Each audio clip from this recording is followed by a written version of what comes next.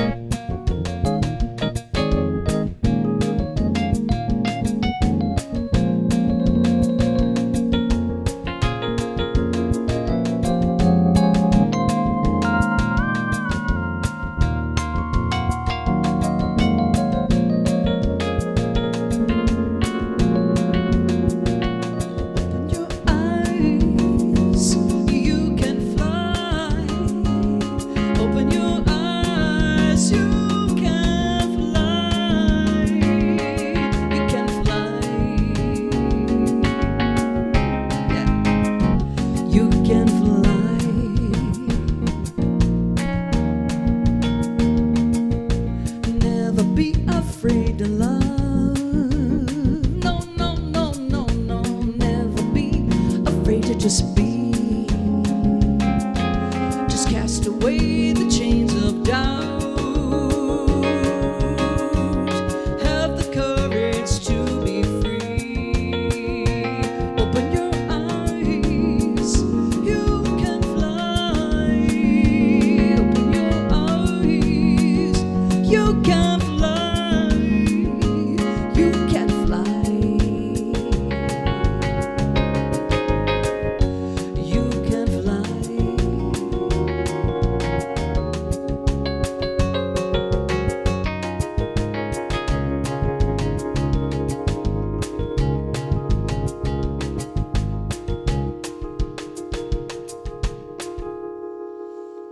It's good to know, isn't it? Right, it's a beautiful song by Flora Purim and Chick Corea. Good morning, everyone in the house. It's so good to see you. It's good to see you at home. How are you? Just checking in on you, seeing how you're doing. Everybody good? You look so beautiful in your fall colors. Everybody's got their fall colors on. Good morning. And some have Christmas colors, that's right.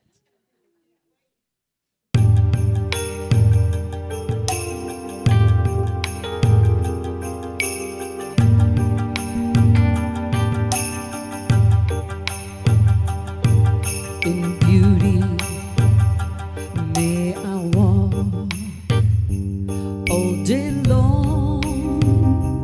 May I walk through the seasons.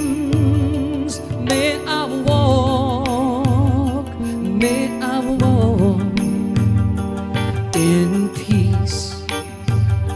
May I walk in peace. On this path, may I walk through my life. May I walk in old age. May I walk. May I walk in peace. May I walk in peace. May I walk, may I walk, may I walk, may I walk, may I walk, may I walk, may I walk in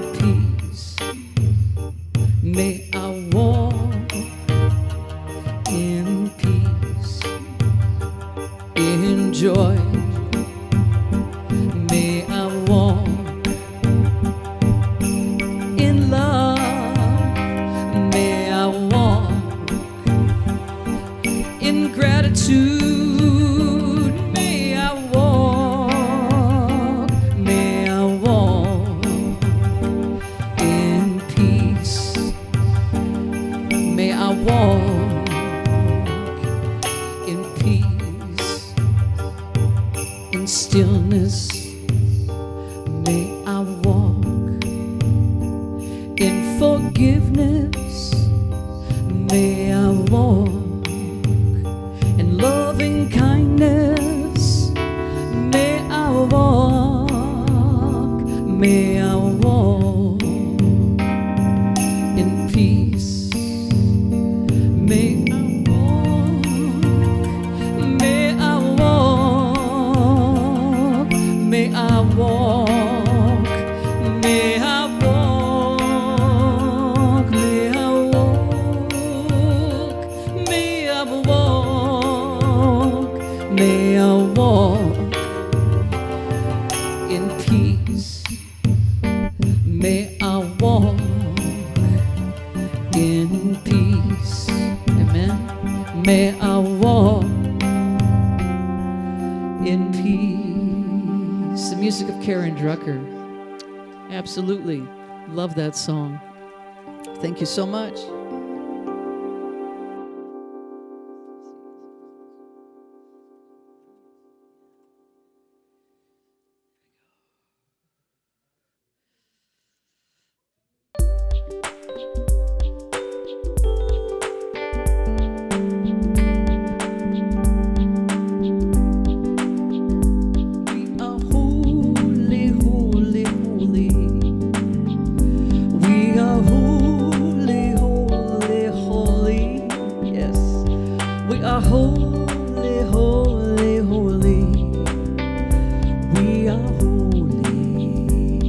Sing along with me. We are holy, holy, holy. Amen. We are holy, holy, holy. We are holy, holy, holy. It's so good to see your eyes out here in the room. We are holy. See your souls in the room. Spirit divine.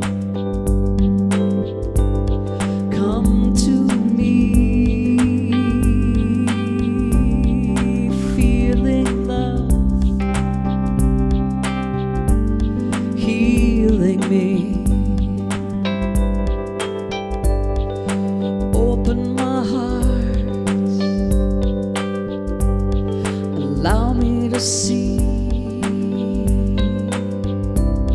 beauty and love lives in me. We are holy, holy, holy. We are holy, holy, holy. We are holy, holy, holy. We are go around again. We are holy, holy, holy. We are holy, holy,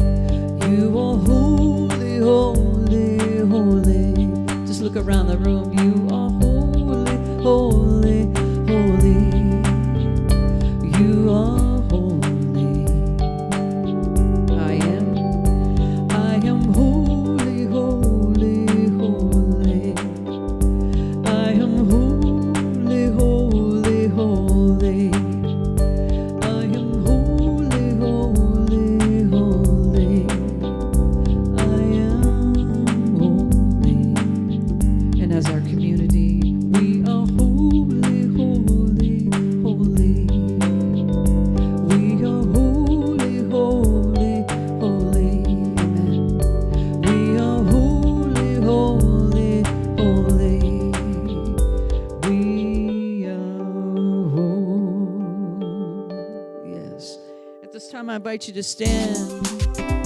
Let's sing. And as I heard the other day, a great saying, as you can raise your spirit or raise your body. Okay, so we just know that you are where you need to be in your personhood. We respect wherever you are, seated or standing, but raise your spirit in that vibration. And let's sing together our opening song.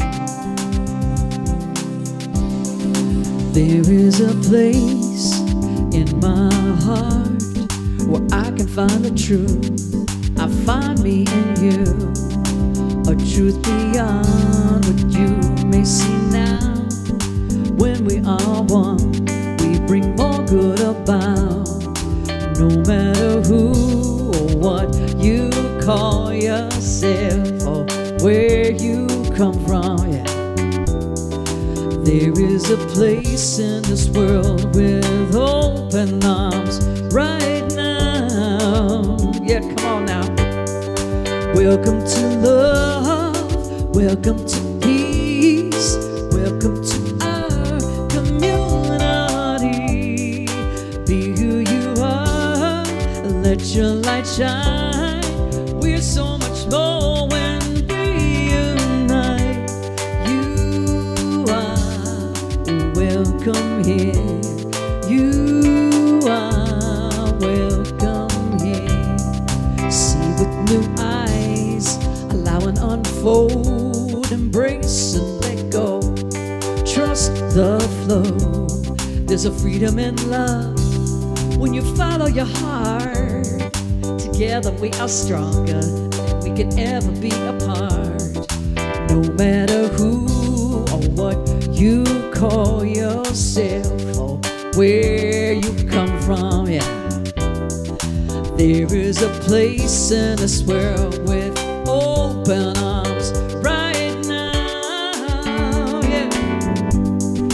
Welcome to love, welcome to peace. Open your hearts, welcome to our community. Be who you are, let your light shine. We're so much more when we unite. You are welcome. I don't know if you can hear us at home, but we're sounding mighty good out here. Welcome here. Breathe in and out. Slow and feel all that's around you. All that you feel, all that you know, let it go. Welcome to love, welcome to peace, welcome to our community. Be who you are, let your light shine. We're so much more when we unite. You are welcome here. Love is welcome here. Peace is welcome here. You are welcome here. Yes, give yourselves a round of applause. Please be seated. Thank you so much. Good morning. Good morning, Al Shellman. Good morning, SLCA. And good morning, live streamers. Welcome, everyone. My name is Al Shellman, and I proudly serve as a licensed practitioner at the Spiritual Living Center of Atlanta. We are a center that educates and engages the seeker on their spiritual path. As a member of the global movement, Centers for Spiritual Living, our mission is to provide spiritual tools for personal and global transformation. Our purpose is to awaken humanity to its spiritual magnificence, and our vision is a world that works for everyone. We are grateful for your presence this morning, and thank you for being here. So now it's time for a call to service. So please join me as we say our call to service. How I choose to think creates my personal experience. Therefore, I choose to think affirmatively. I choose to speak affirmatively. I choose to live affirmatively. Not only is this my right, it is my responsibility as a conscious being. I allow myself to be guided, used, and available for the reawakening of everyone's magnificence. The moment is now, and I say yes, and so it is.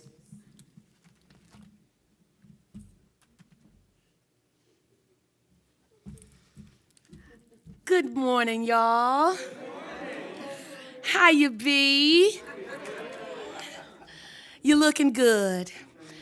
I am Koku Bui, and I serve as a member of the Creative Arts Ministry here at SLCA. Welcome, everyone. Welcome, everyone. Whether it is your first time and are watching from home or you are a member, SLCA is where you belong. I am excited to tell you about opportunities to connect, grow, and serve and give at our center.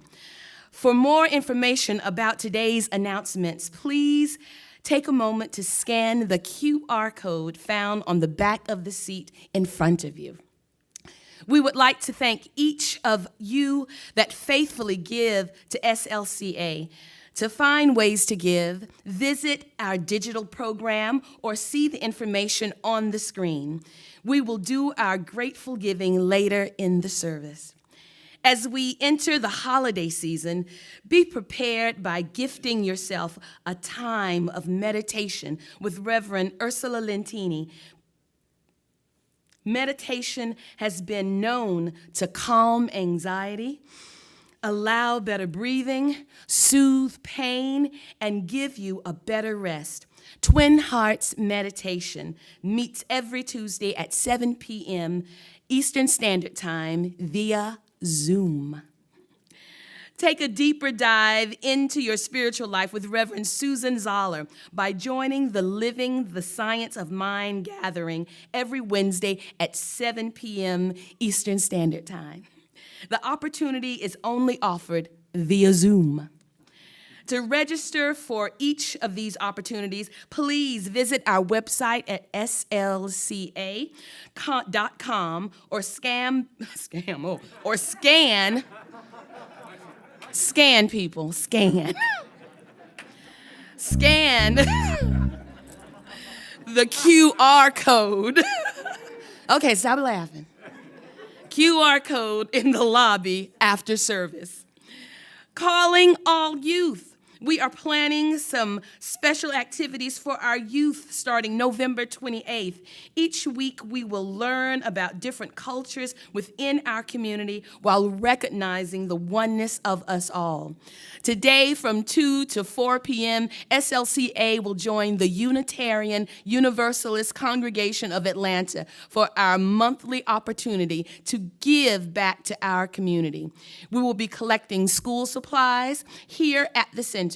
Please refer to your digital program for a list of items needed. Practitioners are available this morning for prayer after service, both in person and online chat. If you wish to receive affirmative prayer, our online practitioner will provide their email so you can arrange a time. For in-person treatment, our practitioners will be found after service on both sides of the room. Thank you for joining us this morning.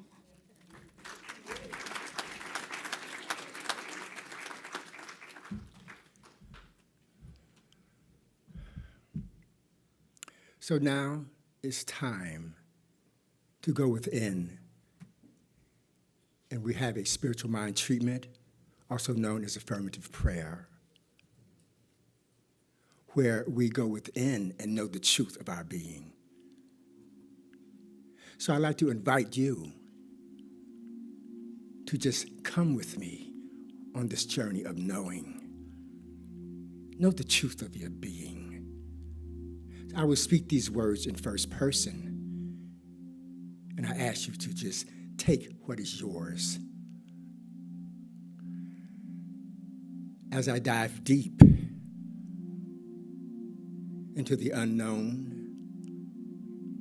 of knowing the truth of my being, I stand here in this now moment, knowing that God is all there is. There is nothing else. One power, only one. It lifts me. It guides me. It directs my path. I simply move out of the way and allow it to be as I just be. I am one with this invisible presence, this divine entity that always says yes. I move the veil away and I see my true identity. I see my true identity and I just go forward knowing that all is well in my life and affairs. I just rest in this energy that I call God. As I go into the backyard and look at the birds and the trees and the squirrels running around, I know that I'm one with them because they are God. God lives within me. I give thanks for this knowing. I just rest in it. I breathe into the view of abundance, prosperity, compassion, love, joy, because that is what I am. So I ask you to just breathe into the view. Let go of limitation. Let go of anger. Let go of all the things that are not working for your highest good.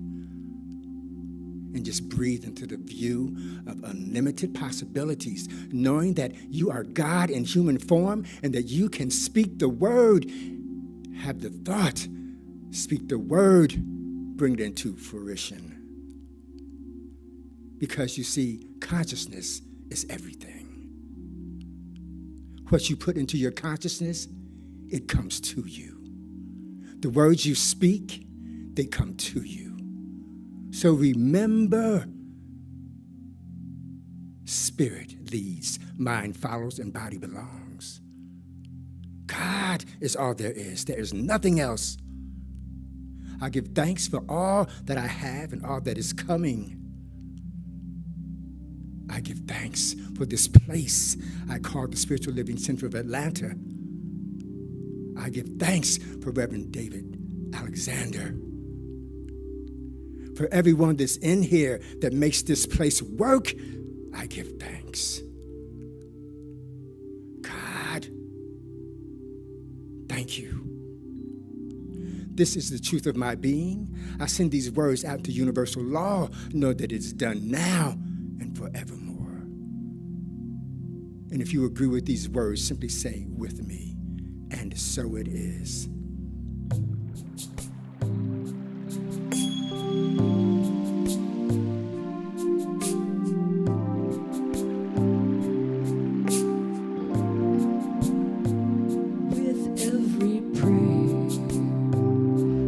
Breathe the heart of God. I breathe the love of God through me. With every prayer, I breathe the heart of God. I breathe the love of God through me. As I open and allow, I know right here and now, I create a world where wonders never cease. With every prayer, I breathe the heart of God. I breathe the love of God through me.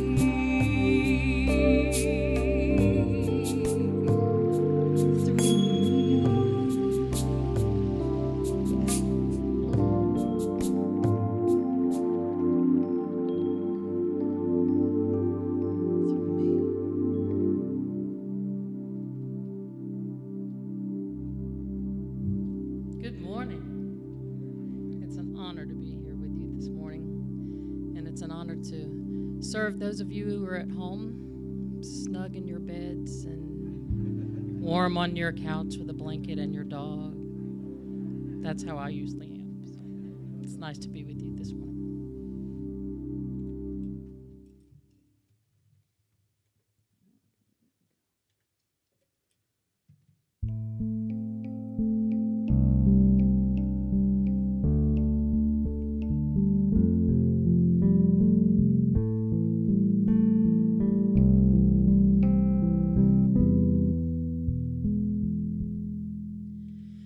Amazing grace, how sweet the sound that saved a soul like me.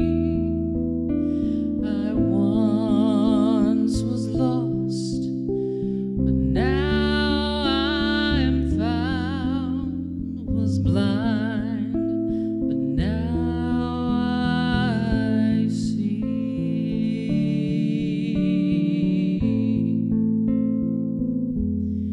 Through many dangers, toils, and snares, I have already come. 'Tis grace hath brought me safe thus far, and grace will lead me home.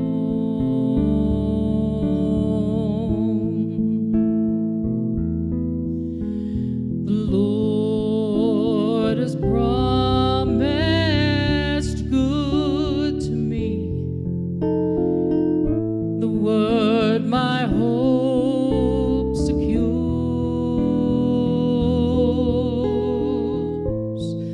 They will my shield and portion be, as long as life endures.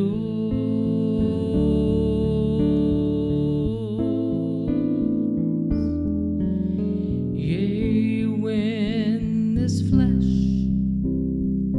and heart shall fail, and mortal life shall cease, I shall possess within the veil the life, joy, and peace.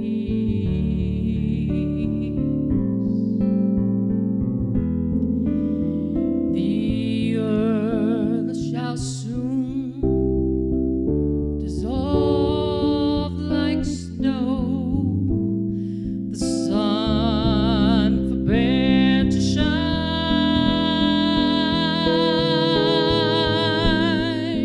but God who called me here below will be forever mine.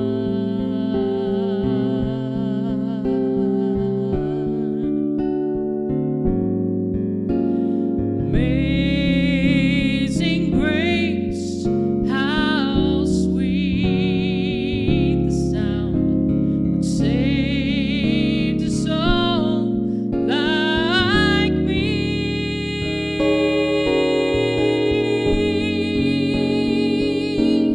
I once was lost, but now I'm found, was blind, but now I see.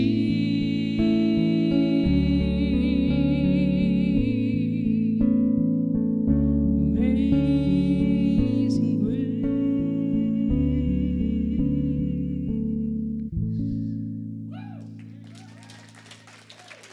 Thank you, Cheryl Chandler. Penelope. Beautiful job. Thank Thank you.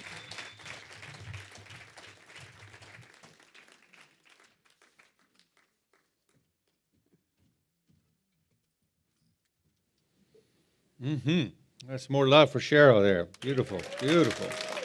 Thank you. Good morning, everyone.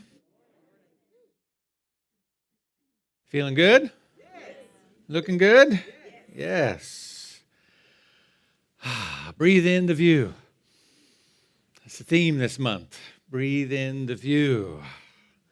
Perfect for the fall, to look at the fall colors outside of our windows and to just take a moment and reflect on where we've been and perhaps wonder about where we're going. Anybody wondering?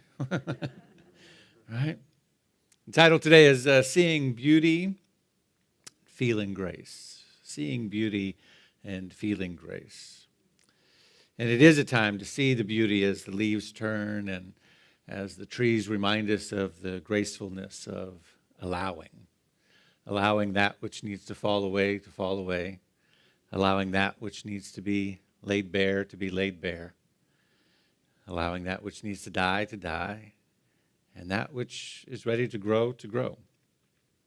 It kind of reminds me of why we're here, right? Here in community, here in this place physically and online. Why spend time getting up and, as Cheryl outed some people this morning, maybe not getting up, but at least grabbing the computer or the phone, rolling over. But perhaps some are up and sitting in a comfortable place. And I've seen other people, like in the early days of the pandemic, broadcasting it to their TV. Or why get up and get dressed and drive all the way from wherever you drive? Why gather? Why connect? Right? Why do we have a community to call home? Because it's in community where we have people who help us see the beauty and feel the grace. And we need help sometimes, seeing the beauty and feeling the grace. Have you noticed? It gets hard sometimes to see the beauty in our life. It gets hard sometimes to see the beauty in the world when our minds are distracted or filled with all of the world and its troubles, whether those are in our own life, whatever's going on, finances and job and the economy or relationship or whatever the various things are, or the things on the news that distract us and convince us of the polarities and the dichotomies and the injustices and the ways in which we're at each other's throats. It's good to have a place where we can come and we can be reminded merely by each other's presence to see the beauty and to feel the grace. Amen? It's easy to be locked up in the concerns about how we then navigate this thing called life. And so we come together to remind each other, again, by our mere presence. Your presence is an affirmation of what is possible. Your presence online is an affirmation. We have people watching from Minnesota and from Oregon and from Missouri and Illinois and Texas, right? And their presence is an affirmation of what is possible. That love and community and respect and wholeness, that we make a sacred pledge to remember the innate divinity within each other, and that we feel that simply by witnessing each other this morning, right? Breathe that in for a minute.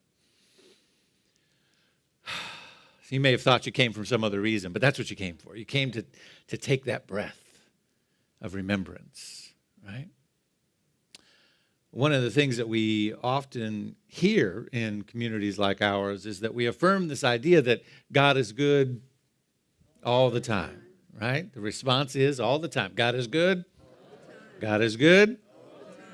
But how can that be when the things on the news are happening and the injustices are occurring or there's upheaval in your life? Or how can God be good all the time when we're distracted by all of these other things? And what we come to learn as we study and grow and inquire in our own spiritual practice is that we come to know that God is good all the time because we come to understand that there's only one source, one power, one presence of this thing called life, and everything else is just a reminder about that power and that presence. Everything is an opportunity to get back to where we may have drifted away from. I often like to use the the metaphor of how sailboats travel from point A to point B. Right? They don't go in a straight line. They go way over here, and then they go way over here, and then they go way over here, even though they're trying to get there. And it's called tacking. They change the sails, and they turn around, and they go the complete opposite direction they were going. And they change the sails, and they go back complete opposite from where they just came. It seems extremely inefficient, right?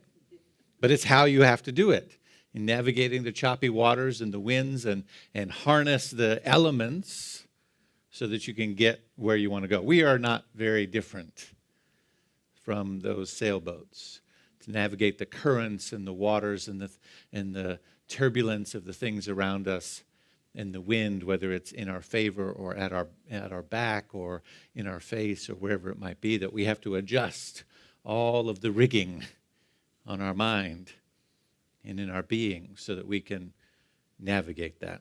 And coming together in community is a big function of that. We come to the awareness that since God is all there is, it's really about what we choose to focus on. That we can direct our consciousness. As Ernest Holmes in The Science of Mind says, if I live habitually with thoughts of lack, limitation, scarcity, then I tend to manifest those things in my life. If, on the other hand, I live with the habitual thought patterns of love and beauty and harmony, then I tend to manifest those things in my life. Right? We know this. And so we know that, therefore, seeing beauty is a function of our awareness more than it is a function of how much beauty there actually is. Right? The beauty is in the eye of the beholder, and it is our function, our job, our responsibility to be the beholder, to be the one who witnesses. And we have a choice. We can choose to see the beauty, or we can choose to see the negativity. We can choose. You understand what I'm saying, right? This is all basic stuff. Let's go to the deep end, shall we? Seeing beauty is a function of our awareness, and awareness is a key function to our spiritual well-being. In other words, we learned how to shift in our awareness, realizing that the choices we make and the focus of our awareness have tremendous impact on how we not only process this moment, but also how we experience future moments. Yes? What we tune into tends to show up. Likewise, we ought to spend some time, if that's the case, then we ought to spend some time thinking about what is it that keeps us from seeing beauty. And what keeps us from seeing more beauty in the world is our judgments, our preferences, our filters of attachment, right? Our consciousness that says, but it should be this way. Right? They should be doing this, and they should be doing that, and the world should be this way. And how many people have a list of the things that the persons around you should fix, and if they did that, then everything would be okay, right? If they would just do this or stop doing that, right? Then we could get along a little better, amen? Right? So it's our judgments, our attachments, our preferences, our filters to the outcomes that keep us from seeing more beauty, that keep us blind, if you will. Therefore, growing spiritually is about growing the muscle of our perceptual reality. We're here not to so much, as Michael Beckwith says, not so much to set things right, but to see things rightly. I'll say that again, not to set things right, but to see things rightly. To see the beauty in the mess, to see the beauty in the chaos, to see the opportunity in the negative situation or condition. Am I making sense so far? There's a story in John. I haven't done this in a while, so we're going to spend some time on this. You know me, I like to dig into a good Bible story. So bear with me. For those of you, I know it's not everybody's cup of tea, but breathe. It'll be all right. I promise. We got to help somebody, and this is going to help somebody, okay? There's a story in John called The Healing of the Blind Man. And I want to review some elements of it. It goes like this. He says, he went along and saw the blind man from birth. His disciples asked him, Rabbi, who sinned, this man or his parents, that he was born blind? Jesus responds, neither this man nor his parents sinned, but this happened so that the works of God might be displayed in him. As long as it is day,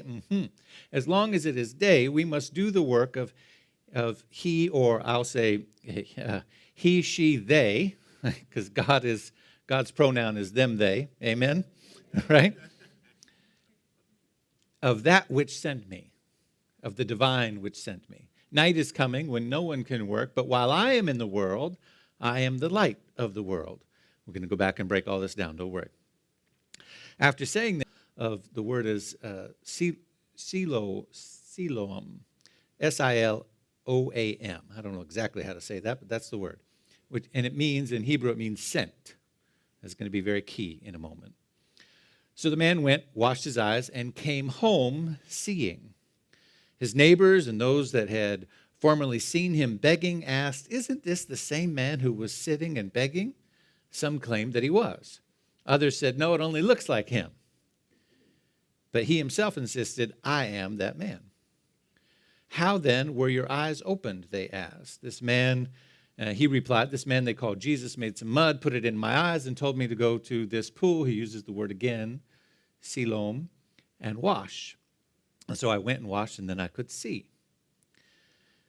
They brought the man to the Pharisees. You know, the Pharisees are the rule keepers, the law keepers, the high order of the spiritual community. They brought him to the Pharisees, the man who had been blind. Now, on the day which Jesus had made the mud and opened the man's eyes was the Sabbath. Therefore, the Pharisees also asked him how he could receive his sight. And he said, "He put mud in my eyes," and replied, "I washed, and now I can see." Some of the Pharisees said, "This man is not from God because he does not keep the Sabbath," right? He's breaking the rules. He's not supposed to do anything on the Sabbath. He's breaking the rules. He did it on the Sabbath. So how could it possibly be? But others asked, "How can a sinner perform such sights or such signs?" They then turned again to the blind man and said, "What have you to say about this? It was your eyes that were opened." And the man said that he is a prophet. They still did not believe, and they went to get his parents. Okay, I'm going to move ahead. But there's some good stuff at the end here that I want to focus on. So they go and ask his parents, and his parents are like, "Look, he's of age. You can ask him." There's another rule in the temple that says if you speak against the Sabbath, then you could get kicked out. So the parents didn't want to say anything. They were like, "Our son is of age. You can ask him yourself." So they ask him again. He says, he spit in the dirt, made the saliva, put it in my eyes, told me to wash it. I washed it. I can see. What else do you want me to tell you? Right? How simple can I make this for you? Right? He says, "I've already told you." And then they hurled insults at him. Because when he asked again, they said, "Well, why are you asking again? Do you want to become his disciple?" Now, that really ticked him off. They said, "You are this fellow's disciples. We are disciples of Moses. We know that God spoke to Moses. But as for this fellow, we don't even know where he comes from." The man answered, "Now this is remarkable. You don't even know where he comes from yet, and yet he opens my eyes. Nobody has ever heard of opening of the eyes of a man born blind. If this man were not from God, how could he do such a thing?" And to this the Pharisees replied, "You were steeped in sin at birth. How dare you lecture us?" Oh, it's getting real here. Okay? Clapping back at each other, right? Right. Now, watch this, and we'll wrap it up here. Jesus heard that they had thrown him out. He went and found him and said, "Do you believe in the Son of Man?" "Who is he?" the man asked.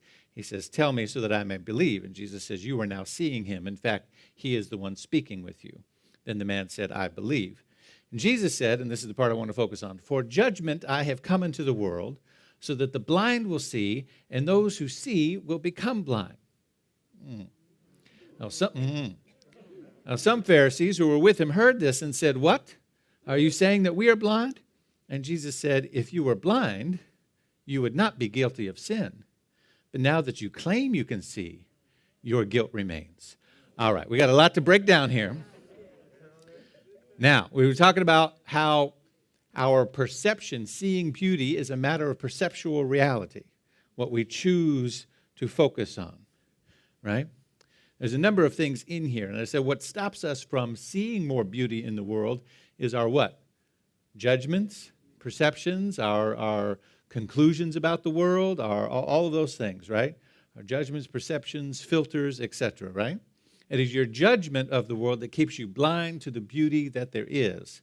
The blind man is healed as he cleanses his perception with what? With the mud that Jesus made, but he says, go and wash it off with the water that comes from this particular pool. And this pool, the word in Hebrew means sent, right? I don't know if you're piecing this together yet. Let me help you. Let's go back to the beginning. It's all right there in the beginning. The disciples asked the rabbi, who is this man that has sinned, his parents or him, that he was born blind? Jesus answers, neither this man nor his parents sinned, but this happened so that the works of God might be displayed in him. As long as it is day, we must do the work of that which sent me. That which sent me. So he makes the mud and tells the man, go clean this mud off with the water from the place that means that which sent you. In other words, clean your perception with the blessing, water always means blessing, with the blessing of understanding where you've come from. Because what's stopping you from being able to see is you don't remember why you're here. Jesus says, as long as it is day, right? As long as it is day, we must do the work of that which sent me. This man has forgotten what has sent him here for, so I'm going to remind him, go cleanse your perception with that which sent you. Remember why you're here. He says, night is coming when no one can do work. We walk around with this fear, this idea that there's a day coming when it's not going to work out. You know, climate change, we're concerned about that. We got to get that handled before it's too late. We got to get the economy handled before it's too late. We got to get justice matters handled before it's too late. But he says, as long as I'm here, I'm the light. As long as I'm here, I'm the light. As long as you're here, you're the light. As long as you remember why you've come here, you are the light. Everywhere that you go, you are the light. As long as you remember why you came here, right? And over again, we see from the first question, was it this man or his parents who sinned? That's a judgment, right? That's a filter that they have. Well, he's got some physical disability, so somebody must have done something. You ever had that thought, or you ever had somebody have that thought about you?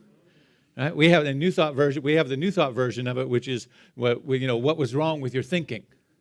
Right? What did you do to create that? Remember that? That was real popular in the 80s. Thank God we got over that, mostly. Right? What was wrong with your stinking thinking? What did you do to create that?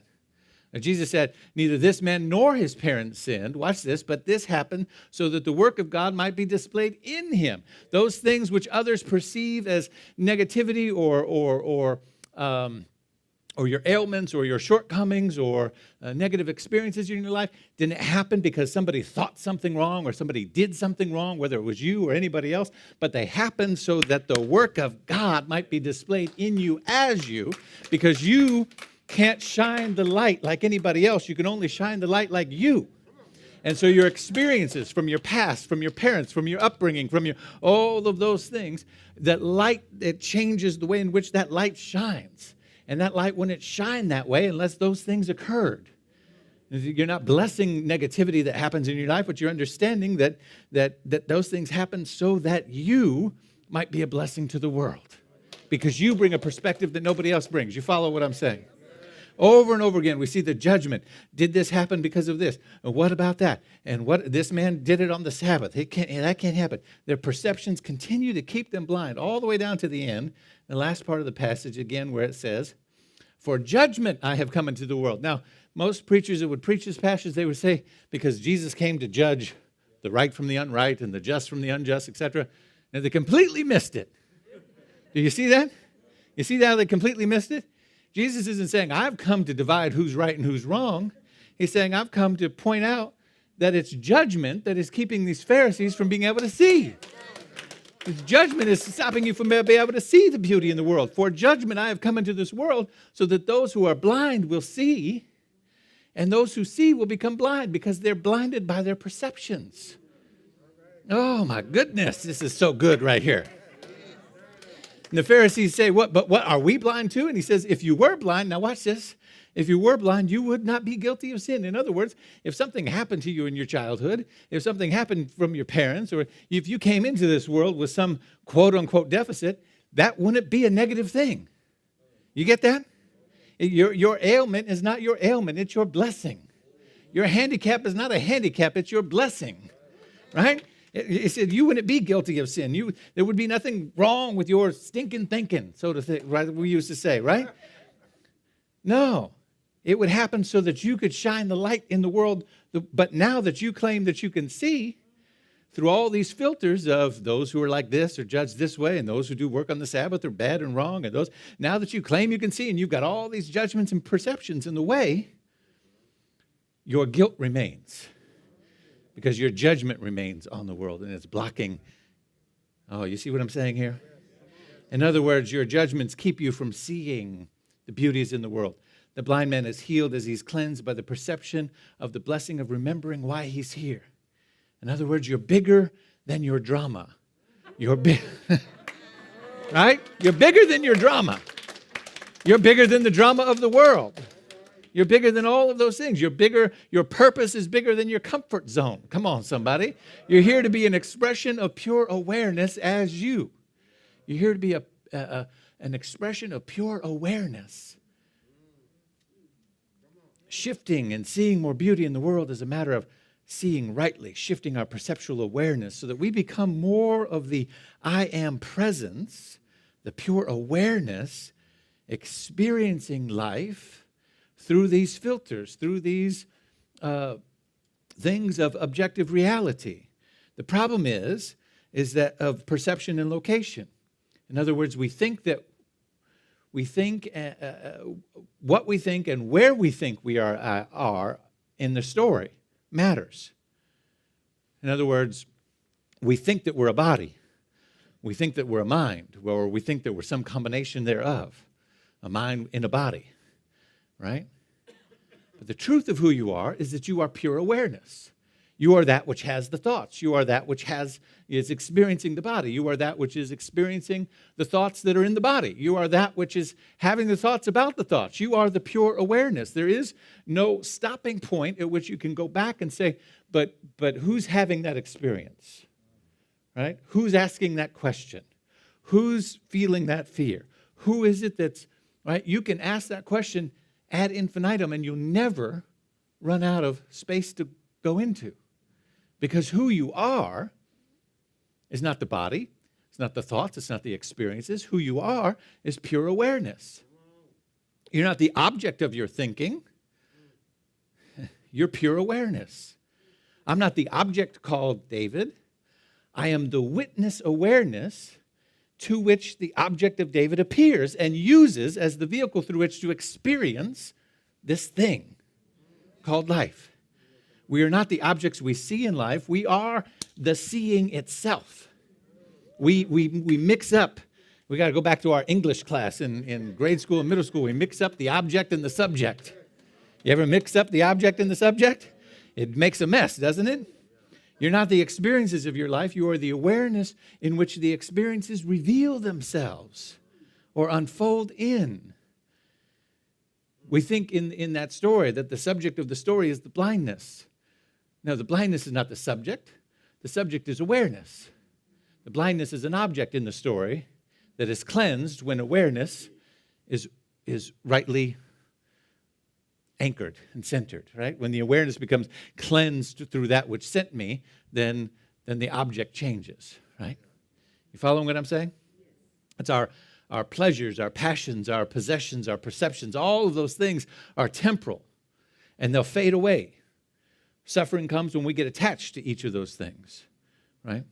But they are objects in our awareness, not the subject of our awareness. Our true state is that in which objects arise and fall, just like the leaves on the trees. The leaves appear, and then they fade away. And then they come back, and then they go again, right? These are like the objects in our life, which includes our body, our thoughts, our experiences, all things that appear in the presence of our awareness. Why? So that we have the playground or the opportunity to see beauty, to make the choice. Do I focus on the beauty? Do I focus on the negativity? Do I focus on the blessings? Do I focus on how I can bring more light? Or do I focus on how I'm victimized or how life is against me? Or it's my choice. But all of the things, I'm not any of those things. Those things are just objects happening in the presence of the awareness of the I am as the curriculum so that I might be a better witness to that which God is. You see? Oh. Now, when you think from pure awareness, everything is an object available for your inquiry, for your investigation. They're not even happening so that you can experience that thing. They're happening so that you can choose to shine the light of pure awareness on them. Right? That which arises to be witnessed by pure awareness. Take a breath. My life experiences are that which arises to be witnessed by pure awareness. Breathe that in. All of my life experiences, my thoughts, my feelings, my good times, my bad times, all things arise and fade away, and they arise so that they might be witnessed by the activity of pure awareness. As pure awareness, it is your job to witness the beauty. That's what Jesus is referencing when he says, as long as it is daylight, we must do that which has sent me to do, to witness pure beauty, to witness God as all that there is, even in the midst of this circumstance, to witness, to see it, even though others can't see it, right? And so when we see injustice and inequity and division in the world, our job is to witness the wholeness of God. Our job is to see the presence of the divine in the midst of that. And in doing so, what we do is we open up a portal through which that good might come into the world. This is the art of affirmative prayer. This is the thing that our practitioners, our licensed practitioners that we celebrated last week, this is what they're steeped in. When you sit with a practitioner, you present to them an experience, you present to them a feeling, you present to them a challenge, you present to them something that's happening, which is not the subject of what's happening in your life, it's just an object of what's happening in your life. And the practitioner knows that's just an object, but the subject is the I am presence. And so what I'm here to do is to pray in a way that is beholding the witness in the midst of that experience. And in beholding the witness in the midst of that experience, we open a portal through which that light, that love, that beauty, that which we affirm might better reveal itself in the experience. And then the objects change, right? The sentence unfolds, the paragraph moves. Andrew Harvey says, if you're really listening, if you're really awake to the poignant beauty of the world, your heart breaks regularly. In fact, your heart is made to break. Its purpose is to burst open again and again and again so that it can hold more enormous wonders. Right? Your heart is meant to break. And so when we see things that don't seem right, when we see things that are out of place, injustices and the inequities of the world, that those are meant to break open our hearts so that we can be a witness to the divine and to shine the light of that divine in that direction such that the thing itself will change. Are you following what I'm saying? And so we witness the good practitioners, when they're praying with you, they're witnessing the good in you. They're witnessing the love in you. They're witnessing the prosperity in you. They're witnessing the wholeness in you. They don't even have to experience it. They just have to witness it. They actually have to stand as a witness to the power and the possibility of the good that flows in your life. And in doing so, your mind, your consciousness shifts because you feel better in the presence of somebody who believes in you. Amen? How many people have had your life changed because you had a teacher who just believed in you, right? You had to go from one subject to the other. In the other class, in the other subject, you were down and you were depressed and the teacher was mean and you weren't doing. But then you walked into this classroom and this teacher thought you were shining pure gold, and your whole atmosphere and your whole attitude changes and transforms in a blink of an eye. Why? Because somebody's witnessing the truth of your being, right? Our job is to be a witness. That's why justice work is so critical in the activity of building the beloved community and the activity of creating a world that works for all. That's why it's so important, because when you have a witness, someone who's dedicated to seeing the good, seeing the beauty in the midst of challenging circumstances, right? Because the injustice is not the subject, it's the object. It's temporary, it's impermanent, it rises and falls. You didn't catch that. The injustices of the world are not the subject of the sentence. They're the object. They're that which rises and falls. They fade away. And our job is to be a witness. That's what's got them so disturbed down there in Brunswick, Georgia right now. Because there's a witness in the house, right? I don't know if you caught that, but that defense attorney said he didn't want, not just Al Sharpton, he didn't want any black preachers. Not any of them. Because any one of them, despite the fact that Al Sharpton obeyed all the rules, kept his mask on, kept silent, the defense attorney said, in fact, I didn't even know he was there. Well, if you didn't know he was there, why were you so offended by his presence? Because there's a witness in the house. And when there's a witness in the house, it changes the atmosphere of things. When there's a witness in your life, when your partner is a witness to you, to your greatness, and they hold you in your truth and your beauty and your possibility, even if you're going through difficult circumstances, the presence of that witness changes your ability to make it through. It changes your ability to hold the space that says something greater is possible in my life, even though I don't see it yet, even though I'm not experiencing it yet. If you have a witness, you can get through that dark time, right? And so there's a witness down in Brunswick, and I got news for you. There's a whole bunch of witnesses on their way this week. There's a whole busload of them. They're going to be pouring out into the streets. Listen, I already got emails. I know who's going, right? And people traveling from all over. It's happening. I'm telling you, there'll be busloads going down there.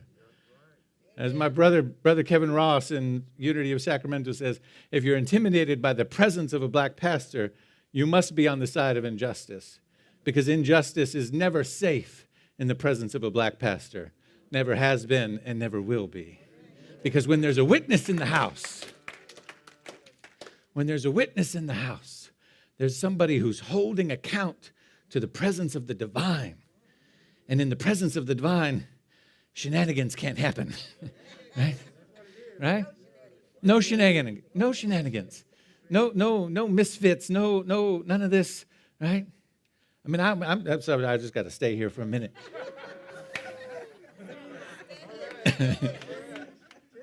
I was a little bit flabbergasted, if you will, that the defense, in making this request that no black preachers come into the courtroom, that they essentially were making the case for the prosecution.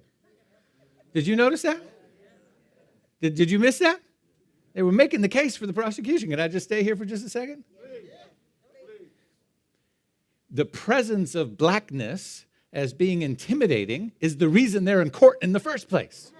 And so if the defense attorney wants to try to convince the judge that the presence of not just one black pastor, but any black pastor at all would be too intimidating for the all-white, except one, jury in that county. I don't know how you got 11 white folks and one person of color. I don't understand. But anyway, that's a different subject for a different day. But nevertheless, that one black pastor or any black pastor might be an intimidating presence is literally the reason they're in court in the first place. Because the presence of Ahmaud Arbery was apparently a threat, right? Was seen as intimidating. Anyway, you understand what I'm saying? When you have a witness, you can't get away with that kind of foolishness. Somebody's going to catch it. Somebody's going to see it and say, wait a second, right? What's really going on here? Here, take this dirt, take this.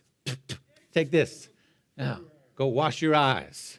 Remember the presence and the spirit and the life from which you came into this world, that you are here to do good work, to shine the light of God, right? Poet David White says, beauty, I love this line, beauty is the harvest of presence. Oh, I wish I'd said it myself, right? Beauty is the harvest of presence. The evanescent moment of seeing or hearing on the outside what already lives far inside of us. The eyes and the ears and the imagination suddenly become the bridge between here and there, between then and now, between the inside and the outside. Beauty is the conversation between what we think is happening outside in the world and what is just about to occur far inside of us. Beauty is the harvest of presence. The master teacher Jesus says, as long as I am here, I am the light of the world. And as long as it is light, I must do that which those who have sent me here to do, to be a witness to the goodness, to be a witness to God is all there is, to be a witness that harmony and wholeness is the only truth and reality. And in that light, everything else fades away. Every injustice disappears because we remember in that light who we are. We remember whose we are. We remember how to treat each other with love and respect. We remember how to restore dignity to every soul. As he does in that passage, he restores dignity. He says it wasn't him or his parents that sinned. It happened so that the presence of God might be seen in his life and that you might see it by understanding. We're here to be a witness. Take a breath. Let's be a witness in this moment. Let's be a witness to truth and love and beauty. Let's be a witness to wholeness and prosperity. Let's be a witness to every person that we meet. Let's be a witness to our beloveds, to our children, and to our partners, and to our fellows in community. Let's be a witness this week to justice. Let's be a witness to Ahmaud Arbery. Let's be a witness. God is all that there is. There's only one power, one presence, and one life divine.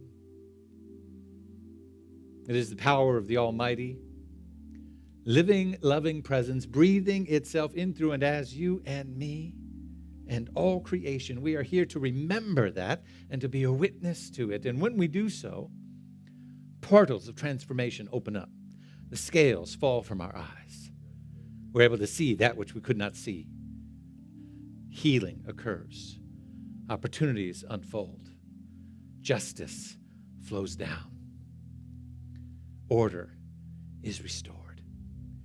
The harmony of the body of God is made real when there's a witness that says, even in the midst of circumstances that don't display it in the current reality, they say, nonetheless, I see it. And I know that that is more real than anything else. And that is why I'm here. Be a witness to somebody today. Be a witness to somebody this week. Somebody needs your witness. Somebody needs your affirmation. Somebody needs your capacity to see the good, even though they're going through a dark time. Somebody needs you to see the possibility that the right opportunities, that the right employment, that the right relationship, that the right living situation, that all those things that they can't see right now are there right around the corner because they're part of the wholeness and the harmony of God itself. But they need you in this moment to be a witness, to see it when they can. And in doing so, help them remember from whence they came. Clear the perception that's clouded their eyes. And let them see again that which is true, that which is holy, that which is everlasting. The almighty presence of God itself wants to know itself as you and as me and as everything. And in that, there is only wholeness, justice, and peace for all. Seeing beauty, feeling grace. That's our task. Let's claim it in this moment. Claim it with the breath. Know that it is so. And be about this business this week. Thank you. Peace and blessings.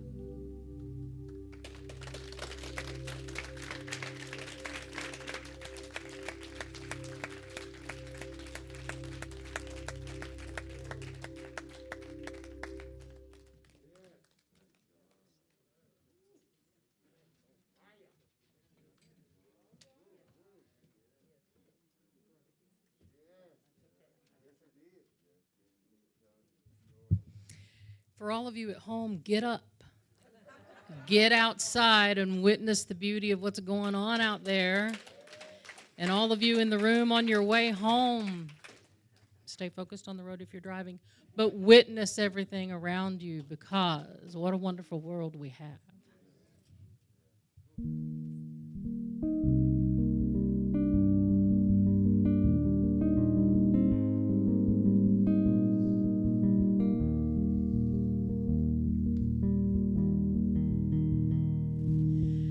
Somewhere over the rainbow, way up high, and the dream that you dream of once in a lullaby,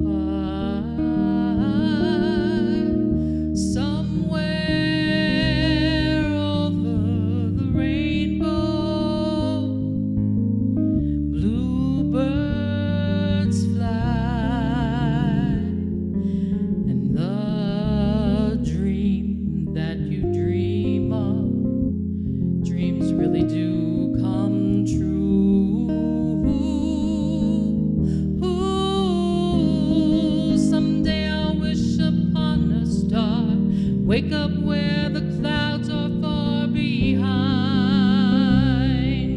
me, where trouble melts like lemon drops, high above the chimney tops. That's where you'll find me. Oh, somewhere over the rainbow, bluebirds fly, and the dream that you dare to wind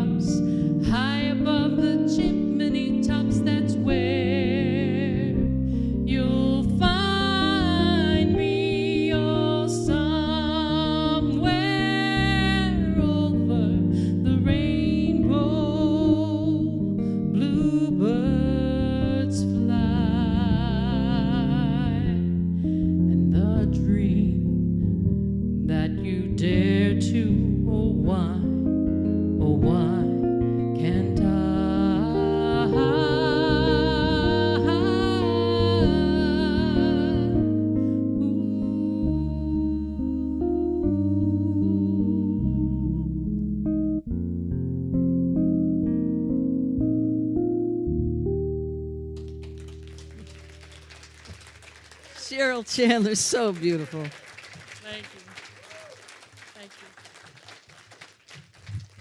Thank you so much.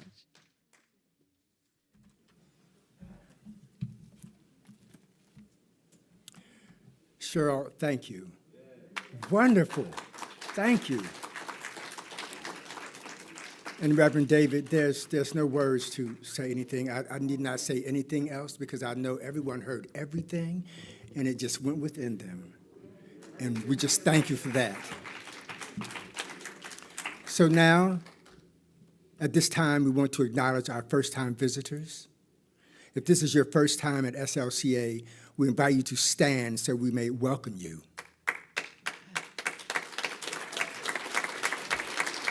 Our ushers are handing out a card. Inside is a personal note just for you.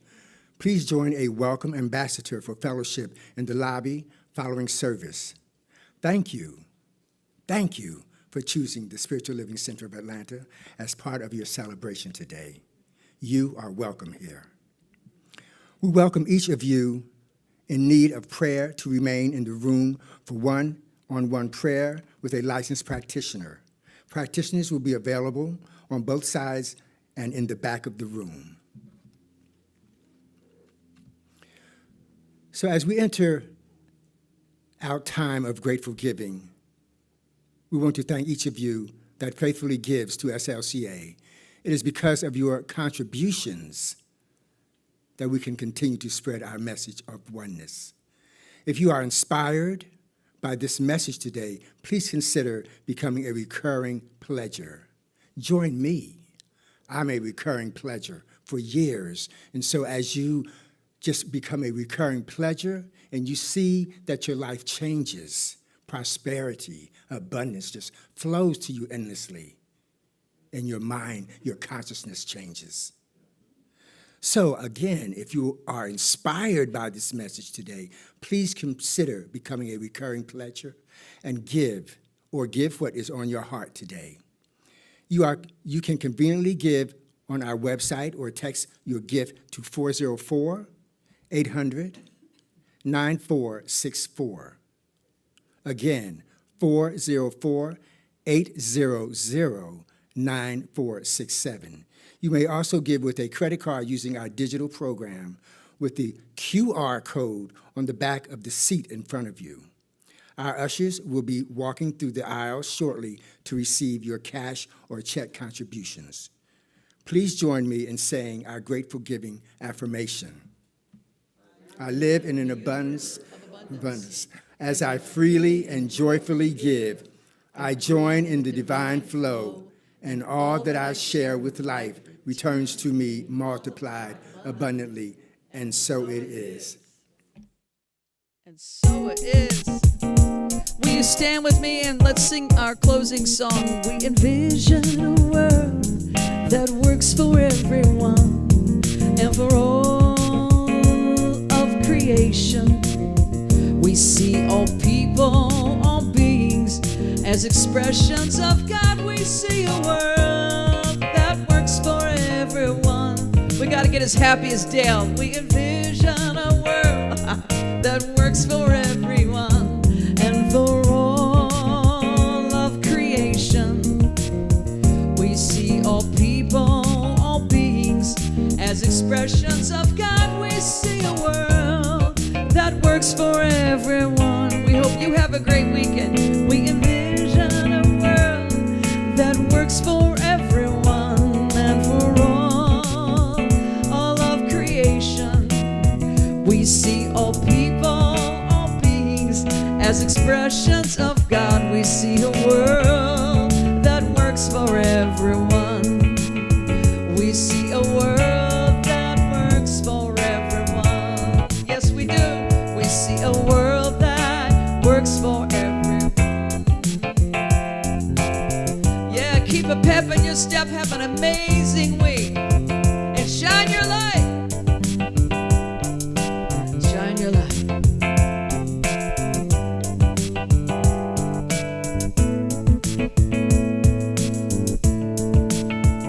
Thank you so much, everyone. Have a great weekend.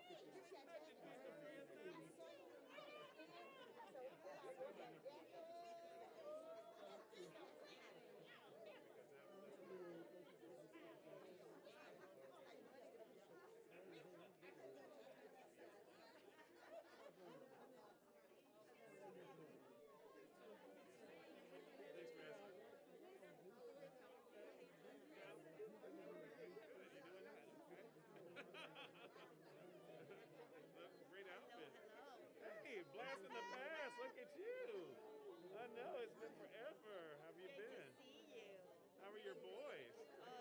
They're They're grown huge. men now, right? They're old. They're all.